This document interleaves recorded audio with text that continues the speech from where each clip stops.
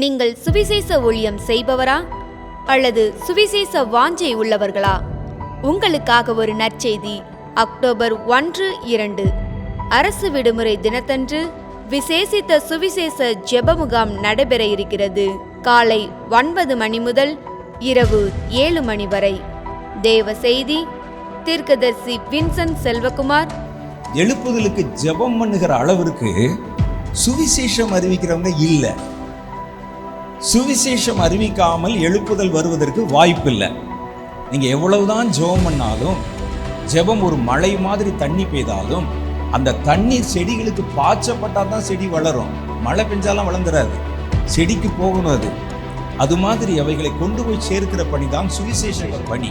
சுவிசேஷகர் L வின்சென்ட்ராஜ், சகோதரி கலா வின்சென்ட்ராஜ், சகோதரர் Jonathan, சகோதரி ஏஞ்சலின் ஜோனத்தான்.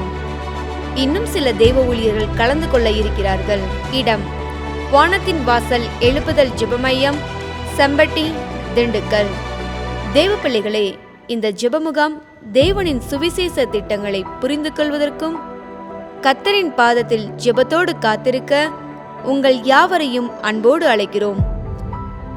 உடனே உங்கள் வருகையை முன்பதிவு செய்ய கீழே உள்ள தொலைபேசி எண்ணை தொடர்பு கொள்ளுங்கள். 94000449 அல்லது கீழே உள்ள லிங்கை பயன்படுத்தி முன்பதிவு செய்யுங்கள். அறுவடைக்காக தேவன் உங்களை ஆயத்தப்படுத்தும் தருணம் இது. எனவே தவறாமல் கலந்து கொள்ளுங்கள்.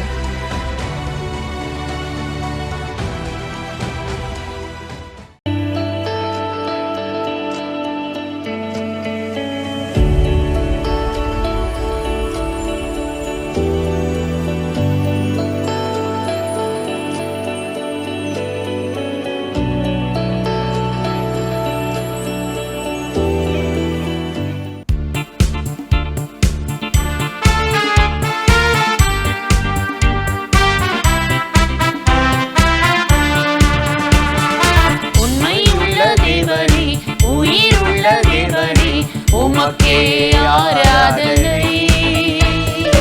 உலகின் இரட்சகரே உன்னதரே இயேசுயா, உமக்கே ஆராதனை. உமக்கே ஆராதனை, உமக்கே ஆராதனை. உண்மையுள்ள தேவனே, உயிருள்ள தேவனே, உமக்கே ஆராதனை. உமக்கே ஆராதனை.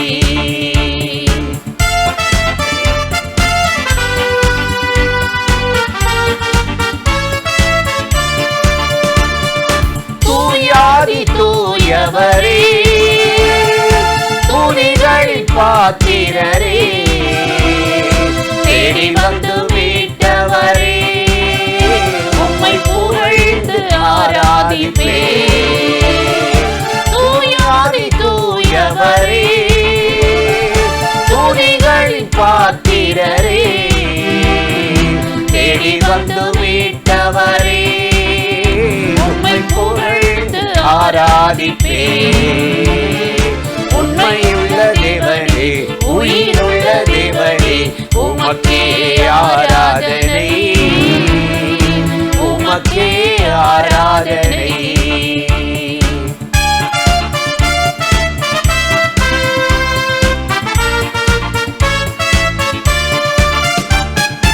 வானாதி வானவரே, வானங்கள் கொள்ளாதவரே, பூமிக்கெல்லாம் ஆண்டவரே, உம்மை புகழ்ந்து ஆராதிப்பே.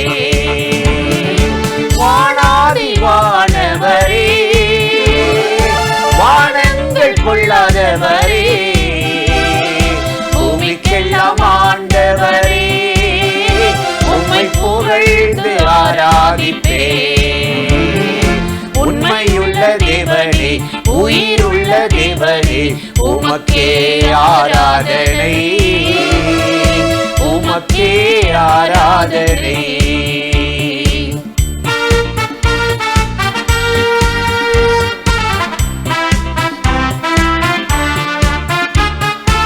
ராஜாதி ராஜன் நீரே, தேவாதி தேவன் நீரே, கர்த்தாதி கர்த்தர் நீரே, உம்மை புகழ்ந்து ஆராதிப்பே. ராஜாதி ராஜன் நீரே, தேவாதி தேவன் நீரே, கர்த்தாதி கர்த்தர் நீரே, உம்மை புகழ்ந்து ஆராதிப்பே. உண்மையுள்ள தேவனே, உயிருள்ள தேவனே, உமக்கே ஆராதனை, உமக்கே ஆராதனை.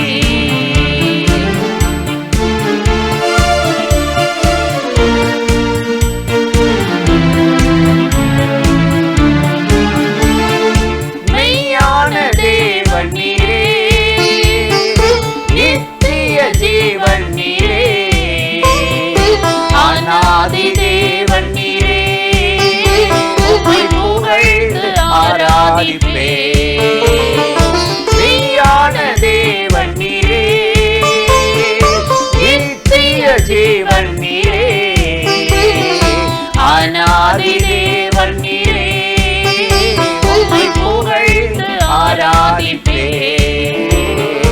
உண்மையுள்ள தேவனே, உயிருள்ள தேவனே, உமக்கே ஆராதனை, உமக்கே ஆராதனை. உண்மையுள்ள தேவனே, உயிருள்ள தேவனே, உமக்கே ஆராதனை, உமக்கே ஆராதனை. பிரியமானவர்களே, ஆண்டவராகிய இயேசுவின் நாமத்தினாலே இந்த காலை நேரத்தில் இயேசுவை தினம் பார்ப்போம் என்ற இந்த நிகழ்ச்சியின் மூலமாக உங்களை சந்திப்பதில் மிகுந்த மகிழ்ச்சி அடைகிறேன். கர்த்தர் எவ்வளவு நல்லவர் அல்லவா, எவ்வளவு அருமையாய் கிருபையாய் நம்மளை ஆசீர்வதித்து நாம் மறந்தாலும் அவர் மறக்காமல் நன்மை செய்கிறார். இன்றைக்கும் ஒரு வசனத்தை உங்களுக்கு ஞாபகப்படுத்தி சில காரியத்தை சொல்லி ஜெபம் பண்ணுவது நல்லது என்று உணர்ந்தேன். 91ஆம் சங்கீதம் 7வது வசனத்தில் நாம் எடுத்து வாசித்து பார்த்தால் இந்த வசனம் இப்படி சொல்லுகிறது: உன் அருகில் 1000 விழட்டும், உன் வலது பக்கத்தில் 16 திரண்டு வரட்டும், உன்னை எதுவும் அணுகாது, உன் கண்களினால் காண்பாய், ஆனால் உன்னை எதுவும் அணுகாது அப்படின்னு சொல்ல. இதை சொன்னவர் யாருன்னா மோசேயின் சங்கீதம். மோசேயை பாருங்க, 430 வருஷம் எகிப்தின் அடிமைத்தனத்தில் இருந்த ஜனங்களை அப்படியே அந்த எகிப்திலிருந்து நாடு கடத்தி கொண்டு போகிறார், கானானுக்கு கொண்டு போகிறார்.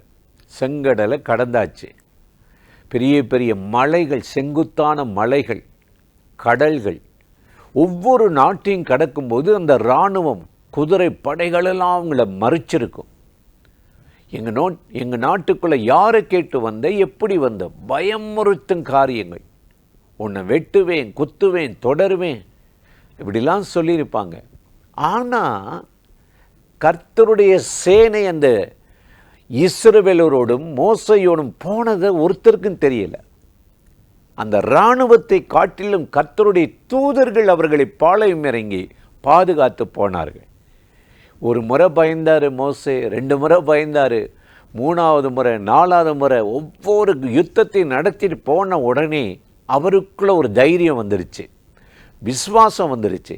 அதனால தான் இந்த சங்கீதத்தில் அவர் எழுதுகிறார், உன்னதமானவருடைய மறைவில் இருக்கிறவன் சர்வ வல்லவருடைய நிழலில் தங்குவான் சொல்லிட்டு, உன் அருகில் 1000 வரட்டும், உன் வலப்பக்கத்தில் 16,000 வரட்டும், உன்னை எதுவும் அணுகாதுன்னு சொன்னார். உன்னை தொட முடியாது, நெருங்க முடியாதுன்னு சொன்னார். இன்றைக்கு காலையில் இந்த நிகழ்ச்சியில் இந்த வார்த்தைகளை கேட்கிற எனக்கு அருமையான சகோதர சகோதரிகளே, எவ்வளோ போராட்டம்ல நம்முடைய வாழ்க்கையில். ஒன்று முடிஞ்சிட்டுன்னு அப்பான்னு ஓஞ்சி உட்கார்ந்தா இன்னொரு போராட்டம் வந்துடுது, இன்னொரு தேவையில்லாத செலவு வந்துடுது, இன்னொரு கடனுக்குள்ளே தள்ளப்பட வேண்டிய ஒரு சூழ்நிலை வந்துடுது. தேவையில்லாத காரணமில்லாத ஒரு மனிதன் ஒரு பிரச்சனையை கொண்டு வருகிறான். இப்படிப்பட்ட அந்த வேலையில் தான் ஆண்டவர் சொல்லுகிறார், உன் அருகில் 1000 வரட்டும்பா, உன் வலப்பக்கத்தில் 16,000 விழட்டும், உன்னை ஏதும் அணுகாது. நான் உன் பக்கத்தில் இருக்கிறேன், உன் அருகில் இருக்கிறேன், உன்னை சூழ்ந்திருக்கிறேன் என்று சொல்லுகிறார். 139ஆம் சங்கீதத்தில் தாவீது சொல்லுகிறார், முன்னும் பின்னும் என்னை நெருக்கி உமது கரத்தை என் மேல் வைக்கிறேன், நீர் என்னை சூழ்ந்திருக்கிறேன். எத்தனை மனிதர்கள் எழும்பினாலும் ஆண்டவர் உங்களை பாதுகாக்கிற அரணாக தூதனாக இருந்து உங்களை நடத்துவார். சங்கீதக்காரனை பாருங்களே, 124ஆம் சங்கீதம் 1-2 வசனத்தில் சொல்லுகிறார், கர்த்தர்தாமே நம்முடைய பக்கத்தில் இருந்தாராம். எப்ப? மனிதர்கள் நமக்கு விரோதமாக எழும்பின போது, அவர்கள் கோபம் நம்மை பற்றி எரிகையில், நம்மேல் பற்றி எரிகையில், உயிரோடு விழுங்கணும், உன்னை முடக்கணும், ஊரை விட்டு துரத்தணும், உன் நிலத்தை அபகரிக்கணும், உன் குடும்பத்தை பிரிக்கணும் அவங்க நினைச்சு, உன் பிள்ளைக்கு விரோதமாக, குடும்பத்துக்கு விரோதமாக, கணவனுக்கு விரோதமாக என்னென்னமோ பண்ணினாலும் கர்த்தருடைய தூதர் உன்னை சூழ்ந்திருக்கிறார், உன் பக்கத்தில் இருக்கிறார், பட்சமாக இருக்கிறாரா. அந்த தேவன் இன்றைக்கு சொல்லுகிறார், கர்த்தர்தாமே நம்முடைய பட்சத்தில் இராவிட்டால், பக்கத்தில் இராவிட்டால் உயிரோடு நம்மளை விழுங்கி இருப்பார்களா. அந்த தேவன் இன்றைக்கு நம்மளோடு இருக்கிறாருங்க, நம்மை சூழ்ந்திருக்கிறார். அதனால தான் 121ஆம் சங்கீதம் 5 சங்கீதக்காரன் சொல்லுகிறார், கர்த்தர் உன் வலது பக்கத்தில் இருக்கிறார். உங்கள் பக்கத்தில் தான் இருக்காரு, கண்ணுக்கு எட்டாத தூரம் இல்லை, உன் வலது பக்கத்தில் இருக்கிறார், உன்னை சூழ்ந்திருக்கிறார். இன்னைக்கு நீ படுகிற போராட்டங்கள், சந்திக்கிற போராட்டங்கள், படுகிற பாடுகள், வேதனைகள் எதுவாக இருந்தாலும் அவரை மீறி நமக்கு ஒன்றும் நடந்துடாது. அந்த தேவன் உங்களுக்கு இந்த நாளில் துணையாக இருந்து, பாதுகாப்பாக இருந்து, அவர் உங்களை அற்புதமாக நடத்தப் போகிறார். உங்களை எந்த மனிதர்களும் தேவையில்லாத காரியங்களும் உங்களை டிஸ்டர்ப் பண்ணாதபடி, தொந்தரவு பண்ணாதபடி காத்துக்கொள்வார். ஆகவே தான் மோசே பாடி ஜனங்களோடு துதிக்கிறார். என்ன சொல்றாரு? உன் அருகில் 1000 வரட்டும், உன் வலது பக்கத்தில் 16,000 வரட்டும், உன்னை எதுவும் தொடாது, அணுகாது, எதுவும் மேற்கொள்ளாது என்று சொன்னார். இன்றைக்கு காலையில் இந்த நிகழ்ச்சியில் இணைந்து இந்த வார்த்தைகளை கேட்கிற என் அன்பு சகோதர சகோதரிகளே, ஏதோ ஒரு காரியத்தில் நீங்கள் தடுமாறி பயந்து இப்படி ஆயிருமோ அப்படி ஆயிருமோ என்று ஒரு நடுக்கத்தில் இருக்கலாம். தைரியமாயிருங்கள். கர்த்தர் இந்த நாளில் உத்தமனுக்கு துணையாயிருந்த இந்த நாளிலே உங்களை அற்புதமாய் ஆசீர்வதித்து நடத்தப் போகிறார். அந்த தேவாதி தேவனை நோக்கி நாம் இப்பொழுது ஜெபிக்கலாமா? அன்பும் இரக்கமும் கிருபை நிறைந்த நல்ல ஆண்டவரே, இந்த ஆசீர்வதிக்கப்பட்ட நாளுக்காக, நேரத்திற்காக, கிருபை இரக்கங்களுக்காக உமக்கு நன்றி. இப்பொழுது யாரெல்லாம் இந்த நிகழ்ச்சியில் இணைந்து இந்த வார்த்தைகளை கேட்டுக்கொண்டிருக்கிறார்களோ அத்தனை பேர் மேலும் கர்த்தருடைய மகிமையும் வல்லமையும் கிருபை இறங்கி நடத்தட்டும். இந்த நாளில் தேவ பிரசன்னம் அவர்களை மூடிக்கொள்ளட்டும். இந்த நாளில் அவர்களை ஆண்டவர் வேடனுடைய கண்ணிக்கும் பாலாக்கும் கொள்ளை நோய்க்கும் தப்பிவித்து அற்புதமாய் நடத்தும்படி இயேசுவின் நாமத்தில் வேண்டிக் கொள்ளுகிறோம் எங்கள் உயிருள்ள நல்ல பிதாவே. ஆமேன், ஆமேன், ஆமேன்.